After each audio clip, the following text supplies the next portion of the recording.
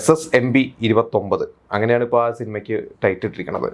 അതായത് മഹേഷ് ബാബുവിൻ്റെ 29ാമത്തെ സിനിമ, രാജമൗലി നമ്മുടെ RRR കഴിഞ്ഞിട്ട് ചെയ്യുന്ന സിനിമ.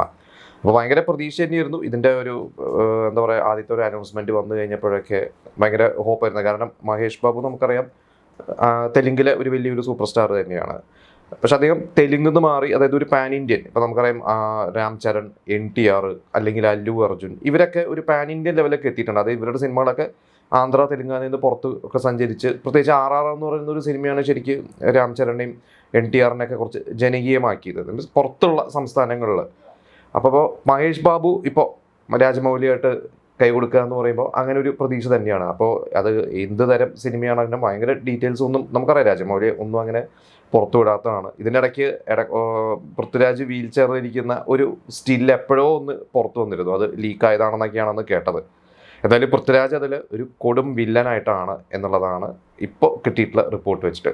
അപ്പോൾ ഇന്നലെ പൃഥ്വിരാജിൻ്റെ ഒരു ക്യാരക്ടർ പോസ്റ്റ് വന്നിരിക്കുന്നതിൽ കുംഭ, അതാണ് ക്യാരക്ടറിൻ്റെ പേര്. അപ്പോൾ നമുക്ക് ആ ഒരു ലുക്കും കാര്യങ്ങളൊക്കെ കാണുമ്പോൾ തന്നെ നമുക്കറിയാം അതൊരു ഇതുവരെ കാണാത്ത തരത്തിലുള്ള ഒരു കൊടും വില്ലൻ ലുക്കിൽ തന്നെയാണ് എന്നാണ് റിപ്പോർട്ടുകൾ.